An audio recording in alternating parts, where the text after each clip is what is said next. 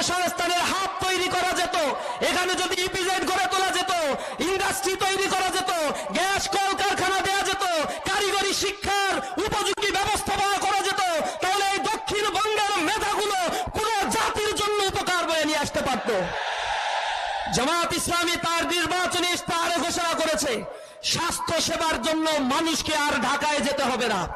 খুলনার 250 বেড হাসপাতাল, মানুষকে এখানে লাঞ্ছিত করা হয়, তার চিকিৎসা সেবা নিশ্চিত করা হয় না। যে কয়টা এখানে মেশিন রয়েছে সেখানে প্রেসক্রিপশন দিয়ে কোনো মেশিন কাজ করে না, প্রতিটা ডাক্তার প্রেসক্রিপশন দিয়ে দেয়, বাইরে গিয়ে চিকিৎসার জন্য সকল প্রকার চিকিৎসা সেবা নিতে হয়। আমাদের দরিদ্রপীড়িত জনগোষ্ঠী চিকিৎসার অভাবে দিনের পর দিন লাঞ্ছিত হচ্ছে। জামাত ইসলামীর মোহতারাম আমির ঘোষণা দিয়েছে জামাত ইসলামী সরকার গঠন করবে ইনশাআল্লাহ। এরপর 64টি জেলায় 64টি আধুনিক স্বাস্থ্য সেবা কেন্দ্র গড়ে তোলা হবে। 5 বছরের নিচে শিশু যারা রয়েছে বিনামূল্যে চিকিৎসা তারা পাবে। এরপর 7 ঊর্ধ্ব যারা রয়েছে তাদের সকলকে বিনামূল্যে চিকিৎসা সেবা দেওয়া হবে। বাংলাদেশ জামাত ইসলামী খুলনা জেলার উদ্যোগে আয়োজিত আজকের এই সুবিশাল জনসমাবেশে প্রধান অতিথি হিসেবে ইতিমধ্যে আমাদের মাঝে আসন অলঙ্কৃত করেছেন বিশ্ব ইসলামী আন্দোলনের অন্যতম নেতৃত্ব বাংলাদেশ জামাত ইসলামীর মোহতারাম আমির মানবিক নেতা ডক্টর শফিকুর রহমান। প্রিয় প্রাণের খুলনাবাসী, আসসালামু আলাইকুম ওয়া রাহমাতুল্লাহি ওয়া বারাকাতুহু। করা হয়েছিল, আমরা দেখেছি কার্ডের নামে কিভাবে বাণিজ্য করে কোটি কোটি টাকা ফ্যাসিবাদের সময় হাতিয়ে নেওয়া হয়েছে।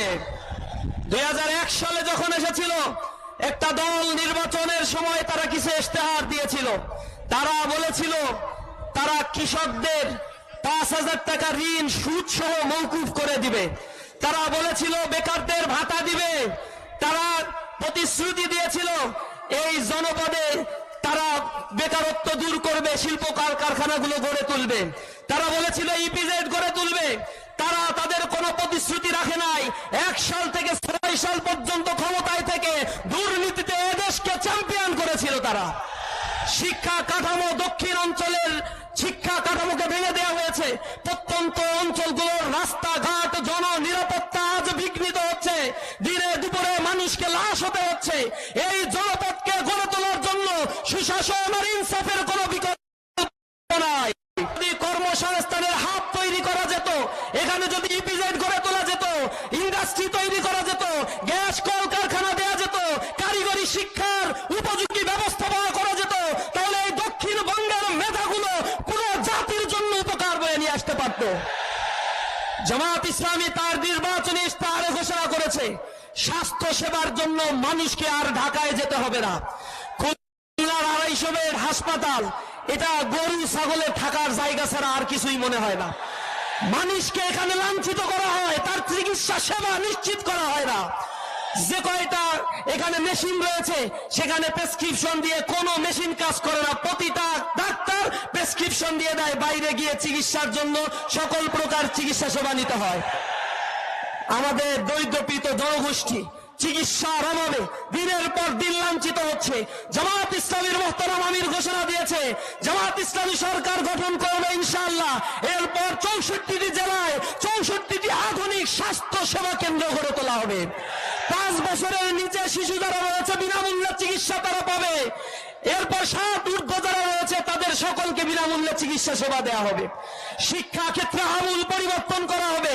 কার্ডের যে গেম খেলা হচ্ছে, কার্ড নয়, প্রত্যেক নাগরিকের সমান সুবিধা নিশ্চিত করার জন্য সকলের স্মার্ট কার্ড থাকবে, সকলকে নাগরিক সুবিধা দেওয়া হবে।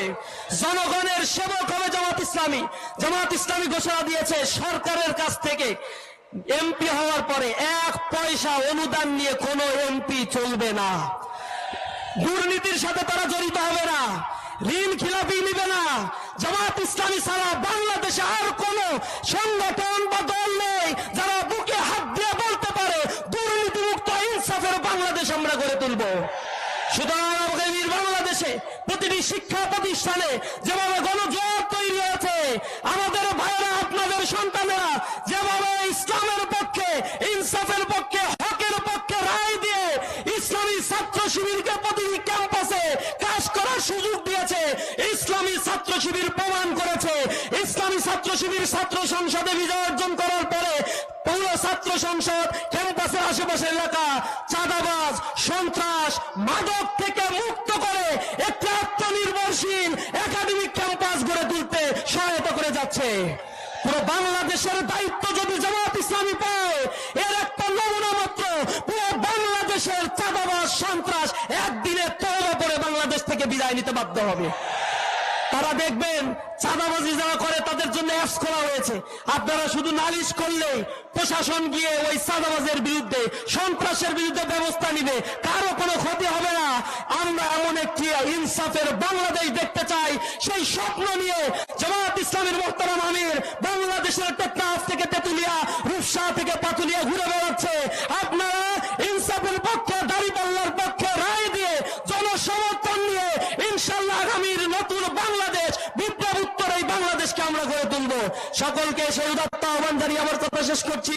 আসসালামু আলাইকুম ওয়া রাহমাতুল্লাহি ওয়া বারাকাতুহু।